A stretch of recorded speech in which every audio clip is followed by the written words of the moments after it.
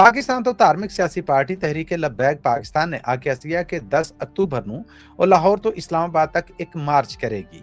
ਇਹ ਮਾਰਚ ਆ ਜਿਹੜਾ ਇਹ ਫਲਸਤੀਨੀਆਂ ਦੇ ਜਾਂ ਗਾਜ਼ਾ ਦੇ ਜਿਹੜੇ ਮਜ਼ਲੂਮ ਲੋਕ ਨੇ ਉਹਨਾਂ ਦੇ ਹੱਕ 'ਚ ਔਰ ਇਸਰਾਈਲ ਦੇ ਖਿਲਾਫ ਹੋਏਗਾ।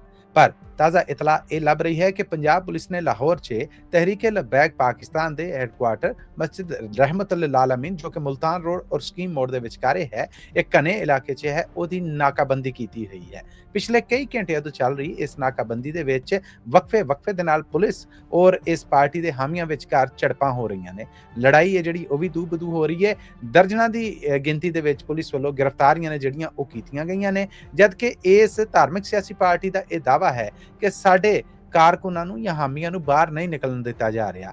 ਹਜੇ ਤੱਕ ਪੁਲਿਸ ਦੇ ਨਾਲ ਝੜਪ ਦੇ ਵਿੱਚ ਉਹਨਾਂ ਦਾ ਆਖਣਾ ਹੈ ਕਿ ਗੋਲੀਬਾਰੀ ਦੇ ਨਾਲ ਪੁਲਿਸ ਵੱਲੋਂ 2 ਬੰਦਿਆਂ ਨੂੰ ਜਾਨੋਂ ਮਾਰ ਦਿੱਤਾ ਗਿਆ ਹੈ ਔਰ ਦਰਜਨਾਂ ਨੇ ਜਿਹੜੇ ਉਹ ਫੱਟੜ ਨੇ ਔਰ ਉਹਨਾਂ ਨੂੰ ਇੱਥੋਂ ਕੱਢ ਕੇ ਹਸਪਤਾਲ ਵੀ ਨਹੀਂ ਲਿਜਾਣ ਦਿੱਤਾ ਜਾ ਰਿਹਾ। ਜਦਕਿ ਪੁਲਿਸ ਜ਼ਰੀਏ ਨੇ ਜਿਹੜੇ ਉਹ ਗ੍ਰਿਫਤਾਰੀਆਂ ਦੀ ਤਸਦੀਕ ਤੇ ਕਰ ਰਹੇ ਨੇ, ਪਰ ਹਲਾਕਤਾਂ ਔਰ ਫੱਟੜ ਹੋਣ ਵੱਲੋਂ ਕੁਛ ਨਹੀਂ ਕਹਿ ਰਹੇ। ਪਾਕਿਸਤਾਨ ਦੇ federal minister information and broadcasting ਉਹਨਾਂ ਦਾ ਆਖਣਾ ਹੈ ਕਿ ਇਹ ਲੋਕ ਨੇ ਜਿਹੜੇ ਇਹ ਇhtਜਾਜ ਦੀ ਆੜ ਦੇ ਵਿੱਚ ਤੋੜ ਭੰਨ ਕਰਨ ਜਾ ਰਹੇ ਸਨ। ਇਹਨਾਂ ਦੇ ਕੋਲੋਂ ਗੋਲਾ ਬਾਰੂਦ, ਪੁਲਿਸ ਉੱਤੇ ਹਮਲੇ ਕਰਨ ਵਾਲੇ ਵੈਪਨਸ ਔਰ ਕਿੱਲ ਲੱਗੇ ਡੰਡੇ ਨੇ ਜਿਹੜੇ ਉਹ ਬਰਾਮਦ ਹੋਏ ਨੇ। ਮਾਮਲੇ ਨੇ ਜਿਹੜੇ ਉਹ ਚੋਖੇ ਵਿਗੜੇ ਹੋਏ ਨੇ। ਹਜੇ ਵੀ ਇਸ ਇਲਾਕੇ ਦੀ ਨਾਕਾਬੰਦੀ ਜਿਹੜੀ ਪੁਲਿਸ ਵੱਲੋਂ ਕੀਤੀ ਗਈ ਹੈ ਔਰ ਇਲਾਕੇ 'ਚ ਵਕਫੇ ਨਾਲ ਗੋਲੀ ਚੱਲਣ ਦੀ ਆਵਾਜ਼ ਆ ਰਹੀ ਹੈ।